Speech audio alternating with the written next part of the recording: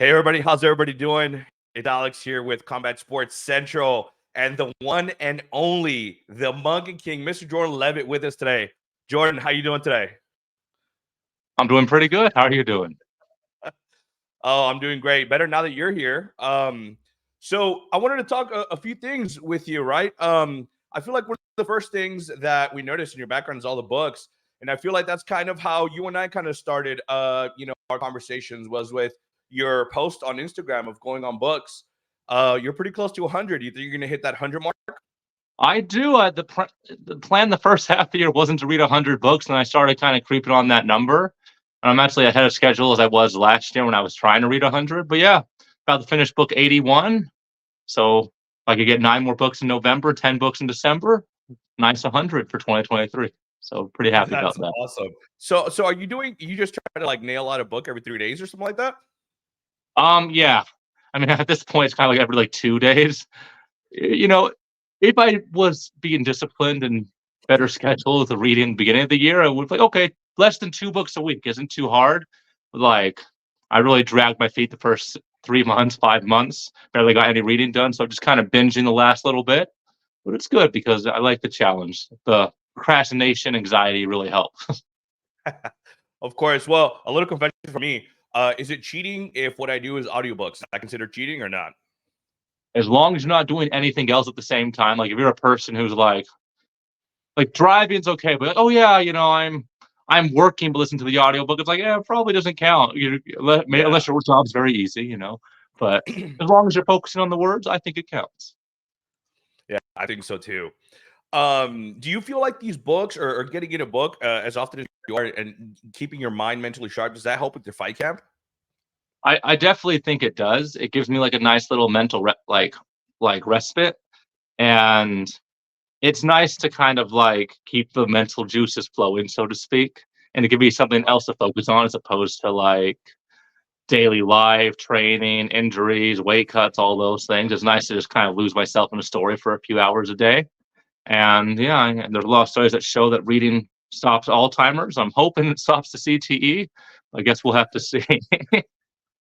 Hey, from what I've seen, you haven't been banged up too much, so I don't think you'll have too much CTE there. You know. I'm hoping not. The worst I've ever been hit in a fight was when I got headbutt by Trey Ogden in an accidental head clash. My only set of stitches, the only time I've had my bell rung. So been pretty fortunate. Thank goodness, right? So, uh, Chase Hooper, a little bit different of an opponent than you've had. What do you think? Has this camp kind of gone a little bit different because of who you're fighting, or are you kind of sticking to the Jordan Leavitt, a sports book? This has worked for me so far, so I'm going to keep going at this. Um, it is a very strange fight because like at least on social media, on the Reddit, on Instagram, there's been a lot of comparisons made between us. Like, oh, Jordan Levitt's just a 55 Chase Hooper. Chase Hooper's just a 45 Jordan Leavitt. And then he moved up to 55. And now we're scheduled to face each other. And like, there's no animosity. Like we talk when we're at the PI. I like Chase. I don't know him like too well personally, but I like him. He's a very nice kid, very polite. And we have a very similar passion, similar goals, similar dreams. And, I when the fight gets scheduled, you're business partners. And then for 15 minutes, we're enemies. And after that, I'm hoping we could be friends. Hopefully, we could Right. train together and neither of us get concussions and we can go to Thanksgiving and enjoy ourselves next week and get fat. But yeah, I've just been kind of focusing on me because when you're fighting someone of a very similar skill set, it's like maybe just focus on yourself for this camp. Because it's either going to be a very weird, off rhythm, awkward striking match, or it's to be a very exciting scramble of a grappling fight, and I'm preparing for both of those.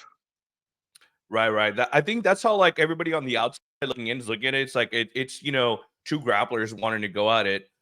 Is there anything that you've done different, saying with your stand-up game to say, I'm gonna carry him over to my side where the coaches are and slam him or anything like that? 'Cause I think whenever we think Jordan Leavitt, that's the moment we all think about, right? Yeah, violent grappling, violent hugging, some nice Yeah. soft core MMA. That's kind of what I bring to the table. And you know, my last fight was a little bit of a deviation from the usual thing because, TKO. um, yeah, like with strikes because I went out there and I was thinking like, well, I should probably hurt him on the field. I feel like I was always kind of handicapping myself before the fight, and I was always like, how am I going to beat this person by submitting them? How am I going to beat this person without either of us getting hurt? And then like last camp, I kind of had a realization. I was like, I'm not Damian Maya. I'm not good enough to go out there and beat these guys that are trying to kill me without hurting them a little bit first. So now I'm thinking violence first and then control and everything else second. But it's weird because I've never been in a fight with someone that I like. So I Right. like very much. I like Chase Hooper. I'm a fan of him. I've studied his ground game because for a long time we were kind of like in a similar vein of a type of fighter. So just got to turn off that empathy for 15 minutes and hopefully we can have a fun time and make some highlights. I'm pretty excited. I think that's the difference between like a normal guy and a UFC fighter being able to hit that switch and put it in business mode and going after and getting it right. You spoke a little bit about highlights. Do you have anything planned out? I know on Instagram you went out there and you said, "Hey, this isn't California. I'm not going to twerk on him after the fight or whatever." But do you have any little tidbits you can give us of what you're planning on doing afterwards? You said no twerking, but that doesn't mean you're not going to, do a split or something like that. Well, the split's always going to be there. That's kind of the trademark. I'm Mm, me and my corner were still kind of like my teammates, my drill group. We're all kind of deciding what I'm going to do as a victory celebration mhm. because last time I kind of just went back to the lift because I injured my back pretty bad that camp. I'm like I don't want to do what we were planning, so I kind of switched it last minute. But for this fight, no injuries yet. Fingers crossed. I'm hoping I could do something kind of funny, but also tasteful and not disrespectful because I like Chase, and that's why I'm not Yeah. twerking on him. And also, he's a kid, and that's inappropriate. No one wants to see that on television. Um, yeah. And then as for a game plan, I would love to be the first person to submit Chase Hooper because I think at the end of our career, there won't be very many guys that can say they've submitted either of us. Yes, I got submitted by Patty, but I don't think it's going to happen too often, too many more times in my career. So I'm hoping I could be the first person to submit Chase Hooper, and hopefully he doesn't make it the fight have to be an ugly violent one. Like, don't make me kill you, Chase. Let's just have a good time and have a nice little hug fest.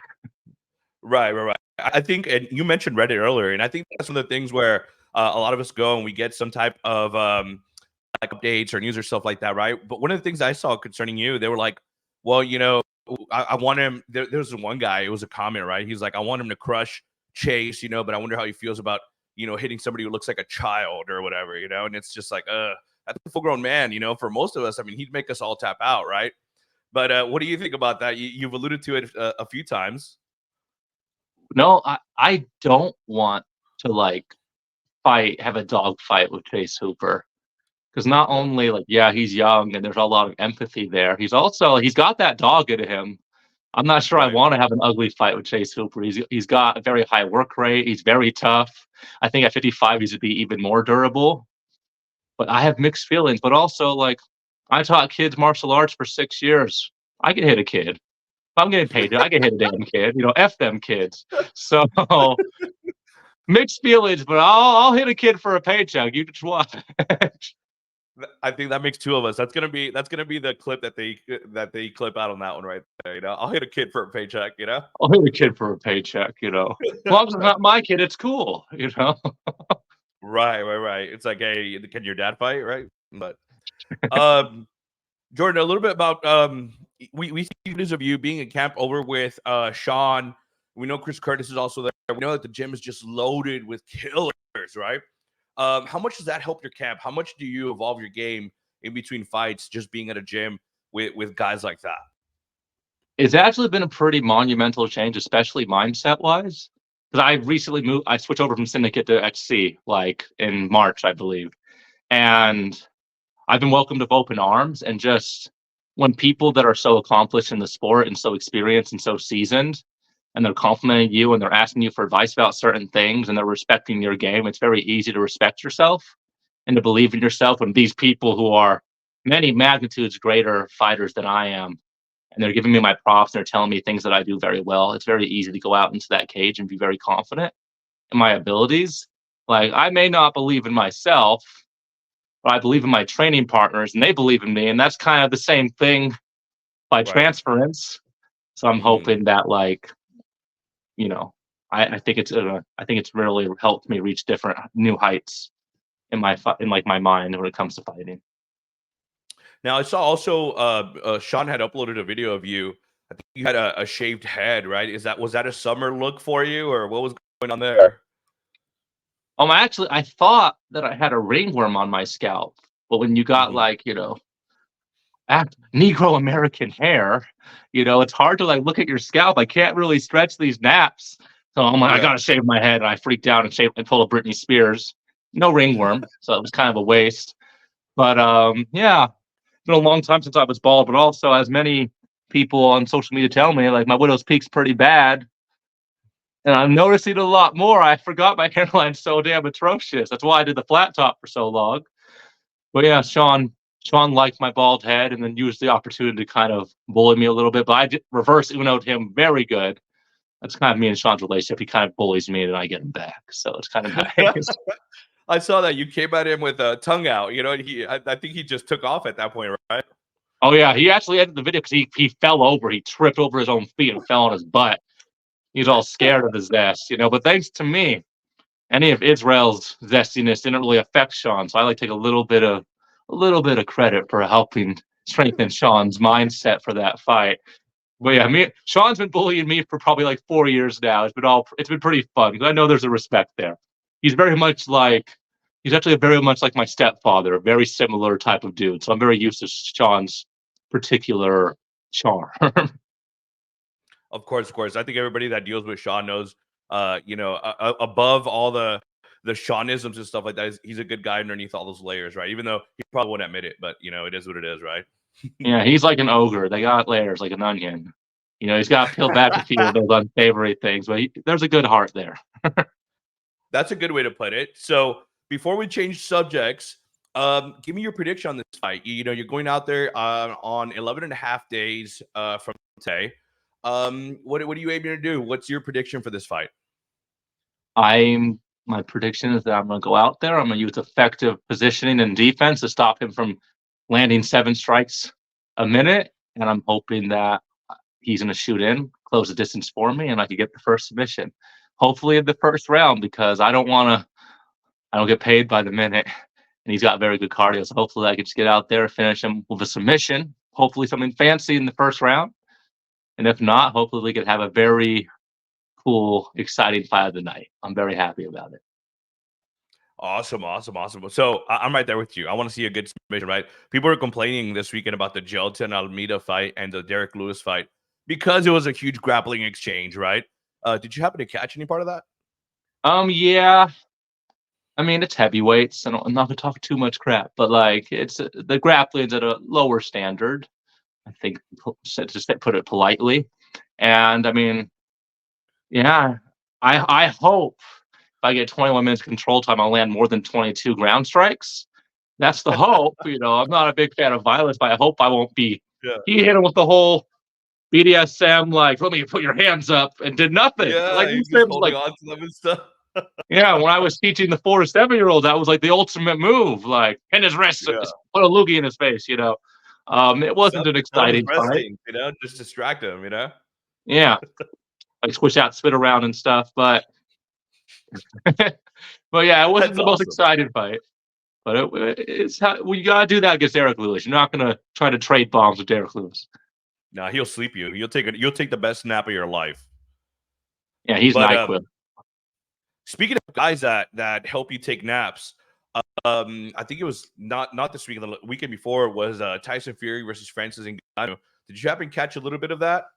Oh no, I watched that. I'm at Extreme Couture, so I'm following it, and that Francis is like the dude.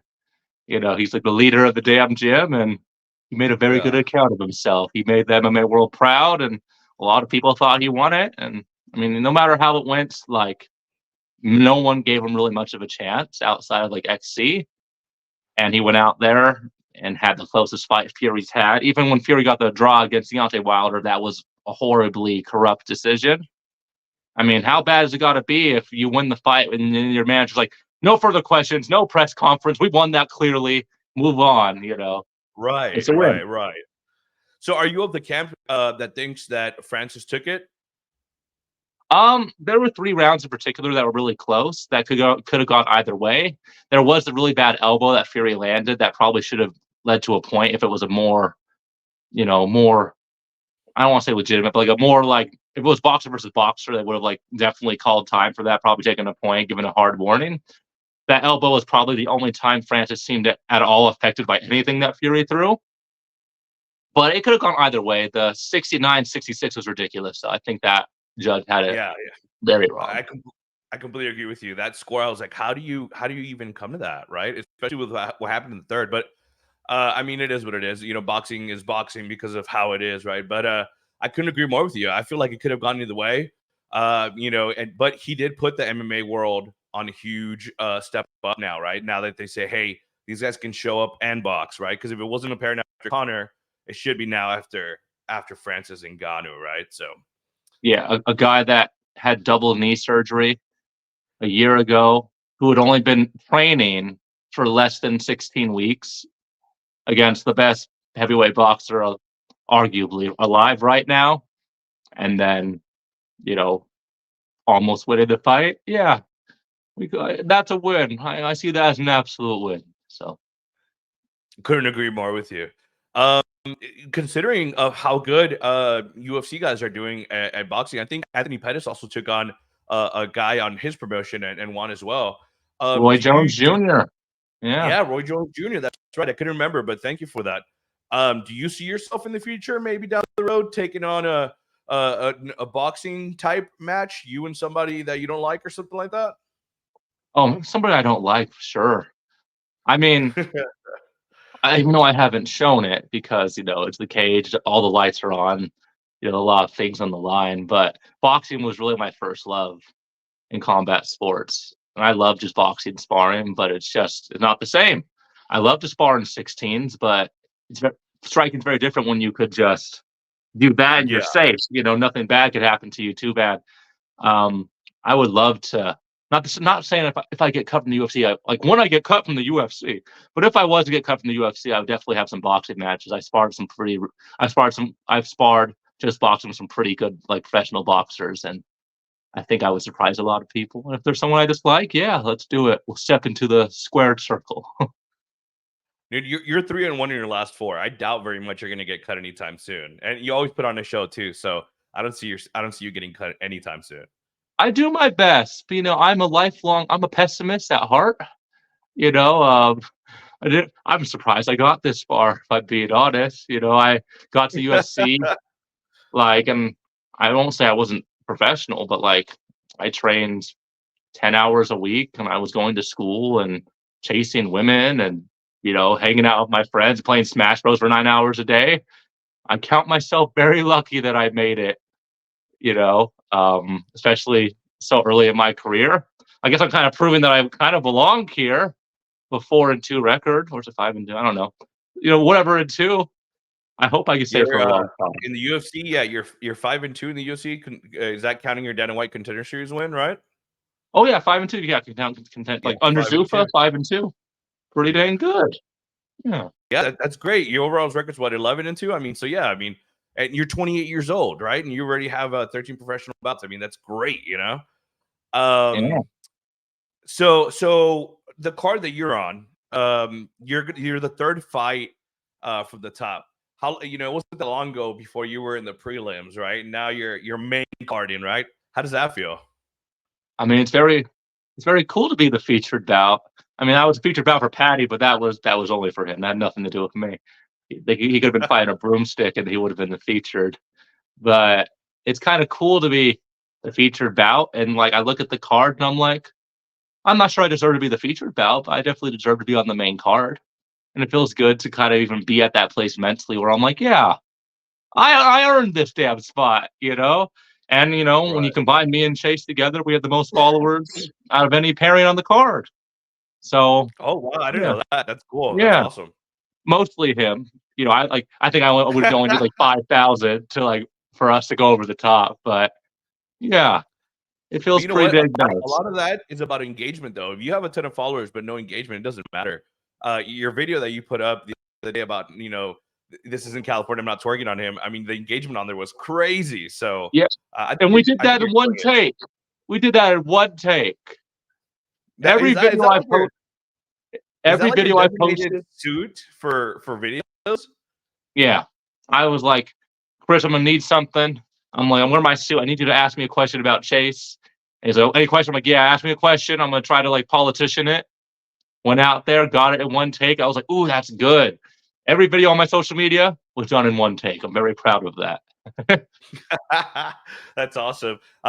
You know, in the world of TikTok and stuff, when I was trying to do TikTok for a little bit, man, I would take like 8 or 9 takes, and then finally I was like, screw TikTok. You know, it's the short attention spans doesn't do no good. You know, so it's like let's just do away with it altogether.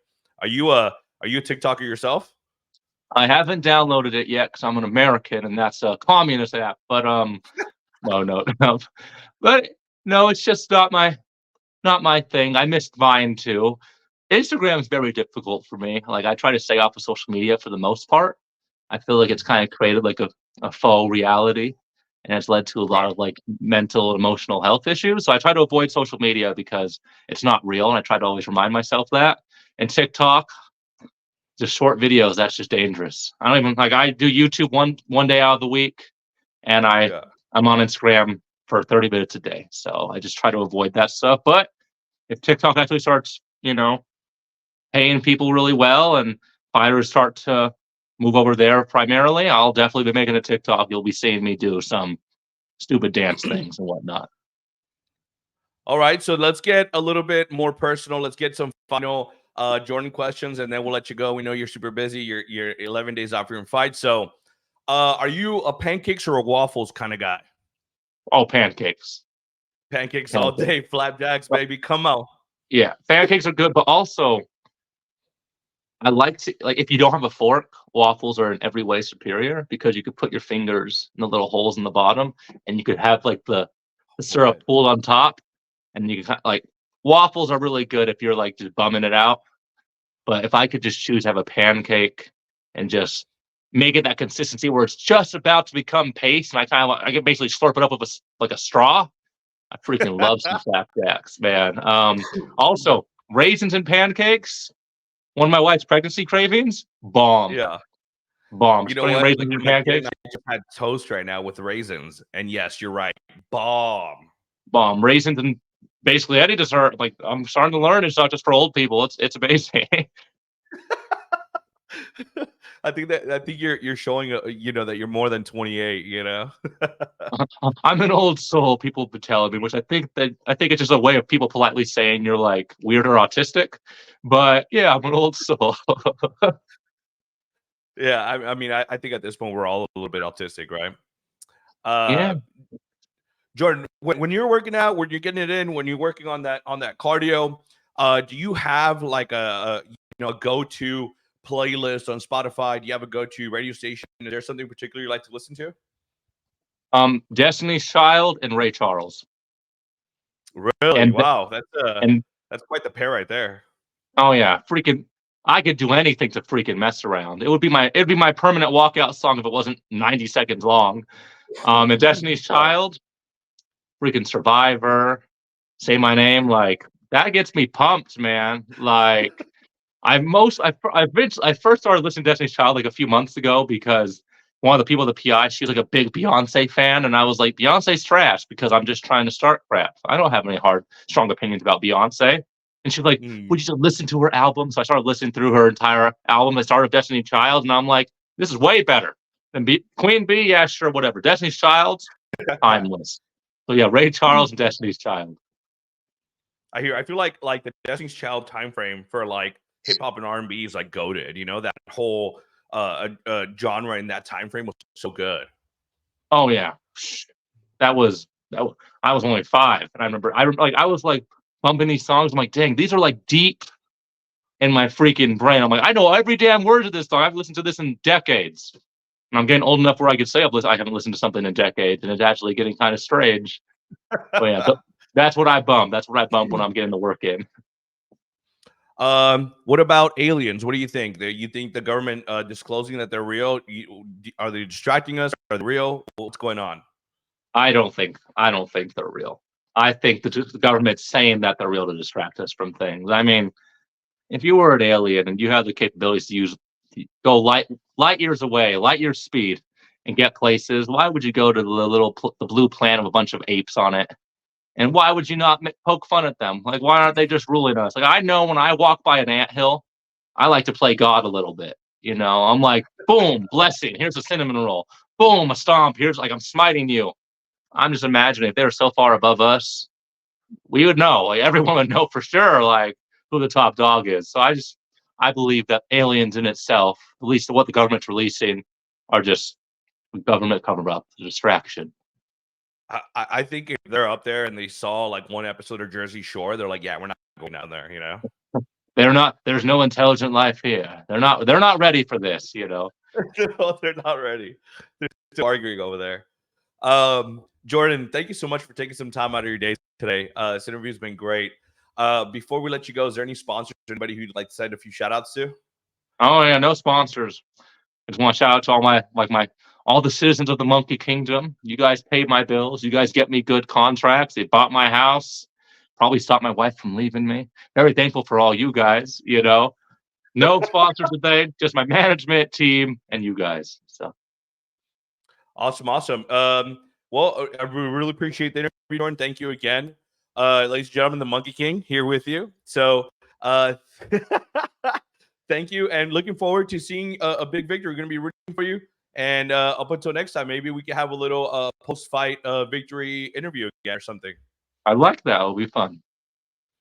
Likewise. All right, Jordan. Well, thank you again. We'll let you go. Thank you, guys. Don't forget to hit like and subscribe. And thank you guys for joining us. Thank you again, Jordan. See you. See you later, man.